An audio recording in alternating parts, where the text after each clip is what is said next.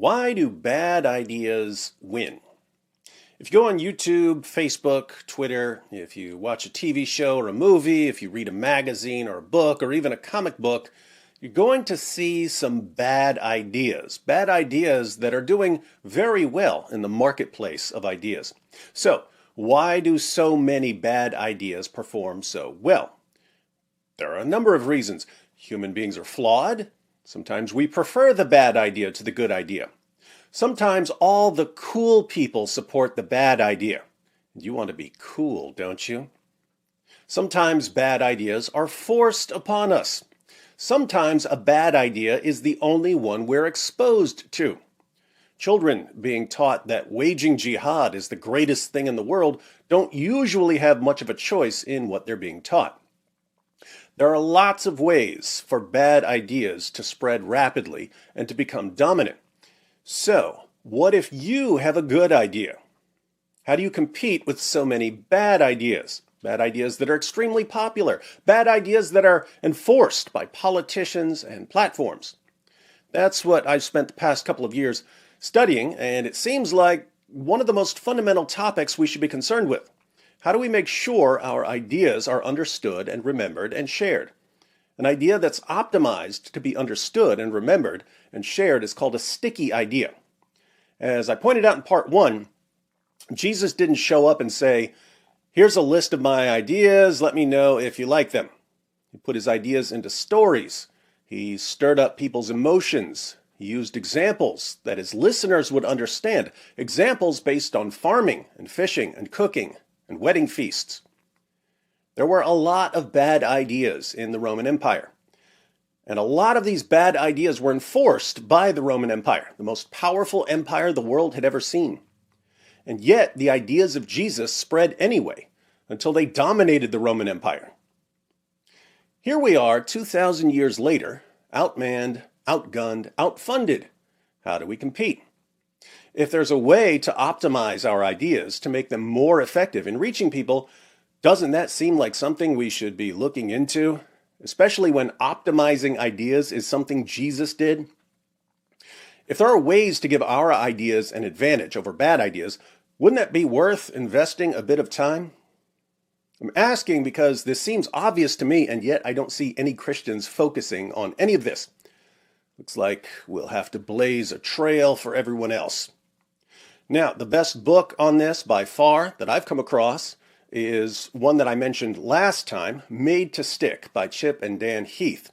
There are some good points in other books and articles, but Made to Stick covers all of the main features of ideas that spread rapidly and have an impact on people. I recommend reading it and applying what you read. But whether you read it or not, I'm going to do a few videos here for your eyes only, going through the points in the book that are most relevant for us. And then, once we've absorbed the main points from Made to Stick, I'll bring in a few other points from other resources. As I noted last time, even though I've been studying this for a while, I haven't started implementing what I've learned. I'm about to start experimenting, and I think it's going to be fun. I encourage you to do some experimenting in this area as well. If we can figure this out, we can have a community that specializes in making our ideas as effective as possible. In this video, we'll make sure we understand the overall project, and in the videos that follow, we'll take a much closer look at the main features of sticky ideas. I mentioned the authors of Made to Stick, Chip and Dan Heath. One of the brothers, Chip Heath, teaches a class at Stanford University on making ideas stick. He begins the semester by teaching his students a valuable lesson that sets the stage for the rest of the course. He has each of his students research a topic and give a short speech on the topic. Then he has the students rank the other students on how good their speeches were. So, who gave the best speech? Who was second best? And so on. The students invariably give the highest marks to the most polished speakers, the speakers who are confident and charismatic and organized. So the most polished speakers get the best marks from the other students. But then, and here's where the students learn their lesson, then he has all of the students take out a sheet of paper and write down everything they can remember each speaker saying. So Write down everything you remember from student A's speech. Write down everything you remember from student B's speech. And the students find that they usually don't remember much of what the speaker said, even though they just heard it. The most important takeaway from this exercise is that there's almost no connection between how polished a speaker someone is and how much other people remember what he said. In other words, students are sitting there going, I remember he was a really good speaker, I just can't remember any of his points. They're also saying, that other guy wasn't a good speaker at all. He was fumbling over his words. He couldn't look us in the eyes. But I remember what he said. I remember his points. What the students quickly learn is that there are two things at work. On the one hand, there are features that make you a polished speaker. Confidence, charisma, body language. On the other hand, there are features that make your ideas stick in people's minds. And there's very little connection between the features that make you a polished speaker and the features that make your ideas stick in people's minds. As a specific example, people almost never remember statistics, but they usually remember stories. A speaker who's citing statistics might seem very polished, but people won't remember the statistics. A speaker who tells a story might not seem polished at all, but people will remember the story. Suppose a speech is about crime, and the speaker gives a bunch of statistics on crime. People aren't going to remember those statistics. But if a speaker says, let me tell you what happened to my grandma when she was robbed, people will remember it, even if the person giving the speech is the worst speaker in the room. Now, there's some good news here, and there's some bad news. The bad news is that when people are trained to speak, when people get a degree in communications, they're trained to be polished speakers. Once you're a polished speaker, your training is complete. Almost no one is trained to make their ideas as sticky as possible. That's the bad news. The good news is that if most people, even most trained speakers, don't know how to make their ideas stick, but we learn how to make our ideas stick, whose ideas spread faster? Ours. I'd like to make that happen. One of the obstacles here is that we tend to think that really good, really sticky ideas come from creative types. A creative genius can come up with some really good ideas. But in reality, that's not where sticky ideas usually come from. There was an experiment in advertising that demonstrated what's really going on. There are awards for the best advertisements every year. Regular people aren't interested in those awards, but there's the advertising industry's version of the Oscars. They give awards every year to the best, most creative ads. In 1999, a research team started analyzing the ads that were finalists for awards. They examined 200 of the best ads, and they found that nearly 90% of the best ads followed 6 basic ad templates.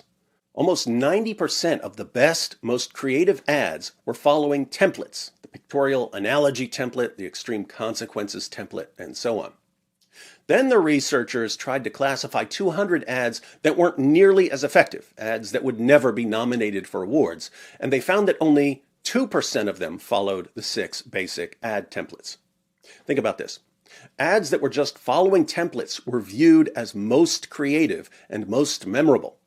Ads that weren't following templates were viewed as least creative and least memorable. That's the opposite of what most of us would expect. We would typically think that if you're just following a template, what you come up with is going to be pretty boring. Whereas if you forge your own path, that's when you come up with something creative and memorable. But the researchers didn't stop there. They performed an experiment. They had 3 groups of people with no prior experience put together ads for some simple products. The first group was given no training. The second group was given 2 hours of training in how to use the free association brainstorming method, which is the standard method in creativity training. The third group was given 2 hours of training in how to use the 6 basic ad templates. The best ads from the 3 groups were then selected by an advertising director who didn't know what training they'd been given, and the different ads were presented to customers. Guess which ads were voted most memorable and most creative? You guessed it, the ads that followed the 6 basic templates. It almost sounds like cheating. We want to say, It can't be that easy. And yet, the research shows that it is that easy. Now, the 6 ad templates aren't the same thing as the 6 features of sticky ideas. The point here is that it's just much more effective to learn patterns that work than to try to create everything from scratch. If you're making an ad, what's your goal? Is it to be a creative genius or to come up with an effective ad? If the goal is to come up with an effective ad, you're much better off learning the templates that work. Likewise, if we want to share our ideas, what's your goal? Is it to be a creative genius or to make your ideas as sticky as possible? If you want your ideas to stick, you're much better off learning the features of sticky ideas. On a side note, just so you can remind me in the future in case I forget, there are 6 templates for effective ads. Video thumbnails are basically ads for videos that are supposed to convince people to click. Would it be worthwhile to study the 6 ad templates and to use those templates when we make thumbnails? Worth a shot. Maybe we'll try that. So, if our goal is to make ideas stick, we should be studying the features that make ideas stick and then applying these features. As I said in my last video, I can now look back at my best performing videos and see why those videos did well. Some topics are naturally sticky. The real challenge is to take ideas that aren't naturally sticky and to modify them to make them stickier.